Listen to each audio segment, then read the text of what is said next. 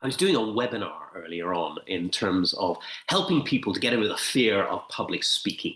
And this is very common with a lot of different people. This is why people go to various different Toastmasters or coming to my presentation skills training to help them get over this fear of speaking and speak with confidence on stage, whether it being in a business or whether it being on stage at a conference or a summit or whatever it might be. Now, how can we do that? Because it is quite fearful. I mean, I remember when I was a kid in English class and I had to speak out loud and read from a book. I often would look at all the kids around, count how many kids were in front of me, count the paragraphs, and work out what paragraph I was going to have to speak on, and then practice it in my head over and over again before I spoke because I was so nervous. That happens a lot, right? So, how do we get over that? Well, a lot of the time, speaking in terms of fear comes from getting out of the head and into the heart. Because when you're in your head, you're in that kind of ego self. When you get into your heart, you're into your heart self. And one of the things I tell people to do before they're going to speak, or even if they're going to speak to a boss or where it might be slightly testing or confrontational, is to put your hand on your heart and say your name. So I'd say, I am Doug Gordon, I am my heart. Please let me connect my heart in order to bless rather than press and add as much value to the person that I'm speaking to or the audience that I'm speaking to as well, connecting with their hearts. So this is one way you can really do this, but realizing that, when you come from that place where you're truly trying to bless rather than press, you don't really care so much about what you say. But another thing you can really do is practice. And I have to say, I practice in front of the mirror over and over and over again, getting into that state where I'm confident about what I'm speaking about. Because let's face it, sometimes the most successful people in life are the ones who have that inner confidence, that sense of self-love for themselves. And where does self-love come from? Well, let's face it, love is an emotion. And in terms of emotions, energy, emotional intelligence is the way that you can improve in terms of that inner confidence. What is emotional intelligence? Well, firstly, it's about self-awareness. It's about being aware of your own self. What are your triggers? What are your traumas? What are those points that that parental programs that you might be playing? Because let's face it, we're all a product of our parents, our preachers, our teachers, and past relationships and experiences. And that means that we all sometimes carry a little bit of baggage or whatever that might be. In fact, in terms of relationships, it's interesting whether it be a boss or a love relationship, quite often you attract the same kind of person as your parents. The word partner and the word parent have the same letters, except there's an extra R in partner. So it's quite amusing how sometimes we keep attracting those mothers or fathers into our lives to replay whatever it was that we had in that parent relationship. So in terms of awareness, in terms of business, it's very important to have the awareness of how you can self-improve, because without the awareness, you can't change. But you also have to accept that those traits are in you so that you can change. So let's take it, if you're not actively listening enough, you might work on saying to yourself every day, I am always listening in with love and understanding the other person's perspective. If you don't feel worthy of success, you might say to yourself in an affirmation, I am worthy of success. And success is coming to me every single day. So awareness is very important for your own self, but also for your team and even your clients as well. And it's the awareness, say, for example, if you're in a sales job, of what are the client's needs? And can I match my USPs, unique selling points, to their needs, rather than just pushing a product on them as well? So self-awareness and awareness of the people around you and the clients that you work with is so important in terms of emotional intelligence. The next thing in terms of emotional intelligence, in terms of life, but also business, is actually self-regulation in terms of response rather than reaction. Because let's face it, we do get some testing people that come into our lives. And quite often, actually, when I do relationship coaching or even board confrontational oriented issues, a lot of people come up to me and say, oh, their ex-boss or their ex-partner was a right narcissist. Maybe that's true, but I do think that word is sometimes overused. And perhaps, in terms of an acronym, narcissist could mean neglected awareness, reflecting conditionings in suppressed self, instigating soul transition. And what I mean by that is sometimes the hardest people that come into our lives, the ones that really, really wind us up the most, sometimes can be the ones that actually help us grow the most. So what you go through, you grow through to glow through, if that makes sense. So if you can work on that in terms of self-regulating yourself to try and create win-win in the interactions of life, whether that be a business or in love relationships or with clients or whatever it might be, you'll find that you'll be your best self in all those different interactions as well. And in terms of self-love, which is quite important to get yourself into the best state, there's a great book called The 5 Love Languages by Gary Chapman. And I thoroughly recommend it. It talks about different types of love languages. So, in terms of acts of service to others, or gifts to others, or physical touch with others, or words of affirmation, or quality time. And they're all great. And it's important, though, to remember that when you're looking at those love languages, and if it's in a relationship with somebody else, it's not just about your love languages that you play to, it's what are their love languages. So, how can I play to what they need rather than just what I need? But in terms of self love, is working out what you need. And maybe at sometimes, buy yourself a gift or have some quality time in terms of meditation with yourself. Meditation is a great opportunity to connect with your heart, to get yourself out of your head self, your ego self, the edging God out self into your heart self, your higher place, or even your soul self, if you believe in that way. And sometimes when we come from our heart place, we can make better decisions in life. Also, in terms of self-love, in terms of that 5 love languages as well, if it's words of affirmation, let's face it, you're the person who talks to yourself the most. Sometimes it can be the most intelligent conversation you have. So why not make it positive in some way or form as well? So this self-love acts towards yourself is so important. It's amazing how sometimes we don't talk to ourselves the way we talk to our best friend. And let's face it, you're the one who needs to be the best friend to your own self. So you've got self-awareness in terms of emotional intelligence, you've got self-regulation in terms of trying to create win-win with your own self, but also in the interactions with other people as well. And then there's conscious communication.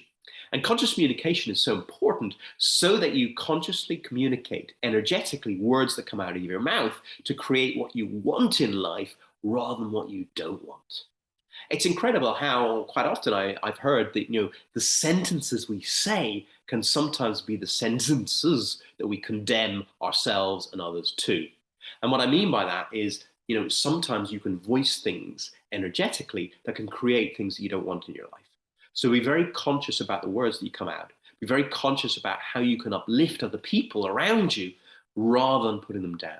Because we are told, maybe as kids, sticks and stones may break your bones, but names can't hurt you. But actually, that's not true. Energetically, we know that if we walk into a room and 2 people have just had an argument, you can feel that energy. And sometimes you feel like turning around and walking straight back out. So in that premise, obviously try and make your words be kind to other people. Because it's amazing how much you can help people if you come from a kind heart and a kind place to help people, whether it be in the office or whether it be a loving relationship as well. And understand, I said obviously earlier on, we are a product of our parents, or preachers, or teachers, and past relationships and experiences. And that means that we all come from different perspectives in life. That means, like, for example, you could see a color as yellow, I could see it as orange. It doesn't necessarily mean that either of us are right or either of us are wrong. It's just different perspectives of the same thing. The problem is in life is everybody has an opinion. And opinions are a bit like bottoms. We all have one, and we all can, we all might hear it now and again, but sometimes we don't want to hear other people's. So if you can truly ask the right questions to understand other people's opinions rather than making assumptions, you might find your relationships being so much better. And remember, the word relationship is made up of 3 different parts. There's a ship that goes in a direction, port to port, and you need to make sure that you and the other person, or you and your team, are on board that ship going in that right direction of life, or if it's a business, the right direction in terms of the mission statement of the company, and also the goals that are aligned to that mission statement in terms of the company as well.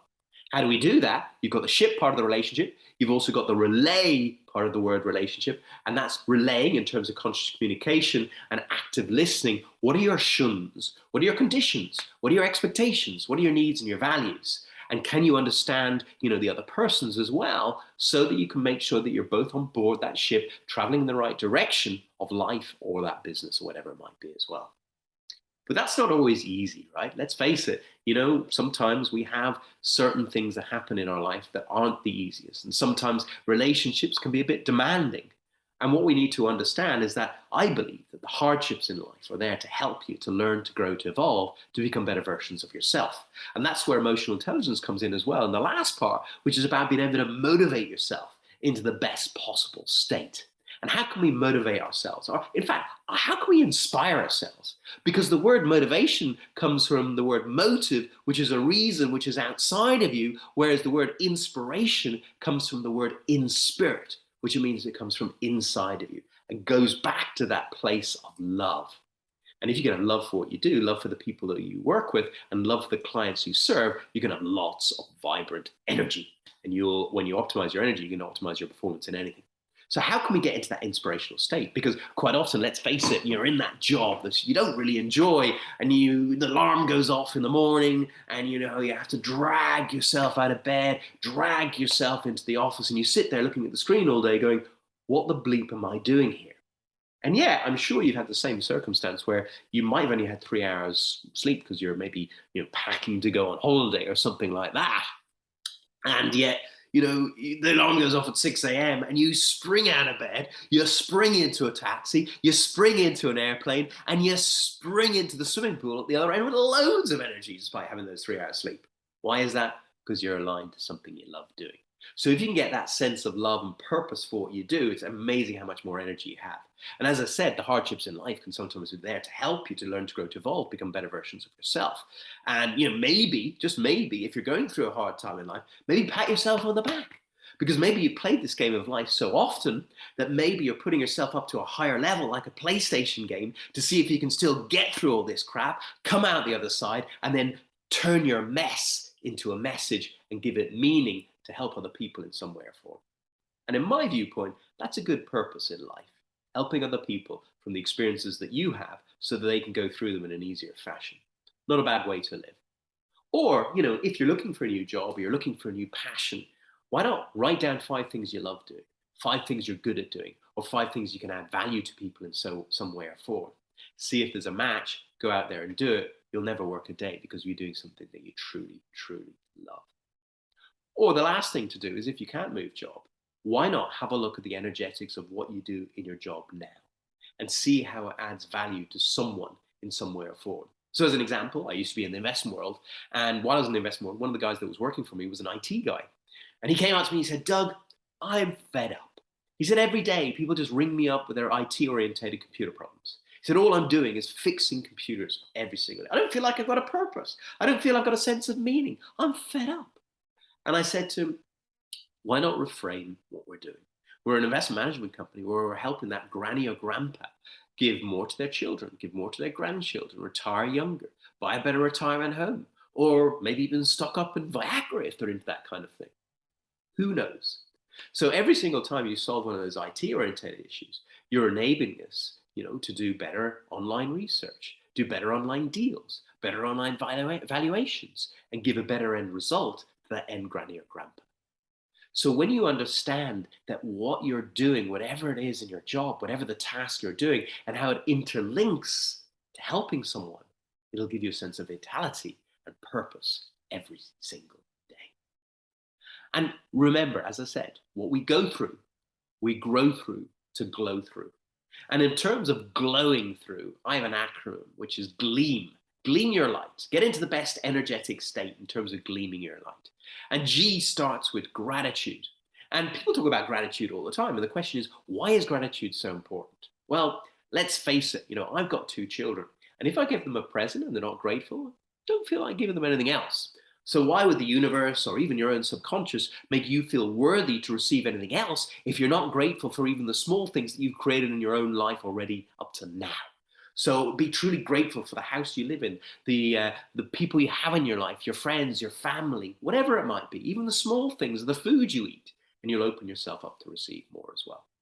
G is also about giving to others, and it's giving to others without the expectation of receiving anything back.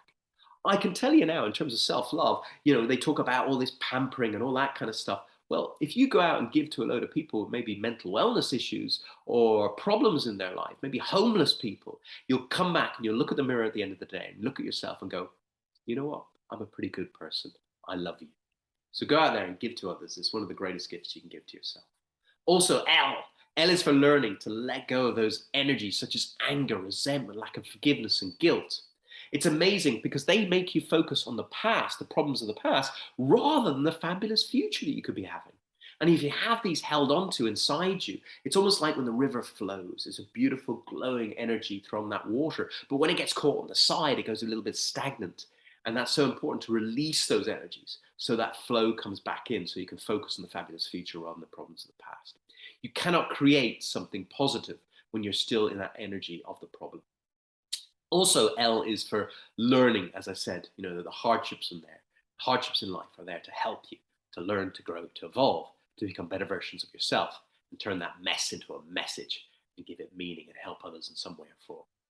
E is for emotional intelligence, which is what I've been speaking about, but also it's about energy and understanding that the physical, the mental, the emotional, and the spiritual energy are all intertwined. So if you work on one, it'll help you in the others. If you're fit and healthy and you have a strong heart, it'll help you in terms of the emotional times. If you're meditating and bring yourself into a state where you're calm and collective in different areas of your life, you'll be better emotionally and emotionally and mentally as well. So get yourself into that best energetic state. A. A is all about being your authentic self. I believe that you chose this spacesuit, this body that you're in. You know what? And the best version of you is you. So don't try and model other people. Don't try and mask what you truly are. Be you. Come from this heart space, and you will add more value to people all the way through life. And then finally, M is all about meaning. And what is the meaning of life? Is it earning loads of money? Is it comparing yourself to other people? I don't think so. At the end of your life, if you're 100 years of age, looking back at your life, you're not going to look back on how much money you've earned. You're going to look back at how many hearts you've touched. And that comes down to the simplest things, as a kiss you give, a hug you hold, and a kind word that you pass on. So go out there and give as many kisses, as many hugs, and many kind words, and you will live a life of love with lots of vibrant energy.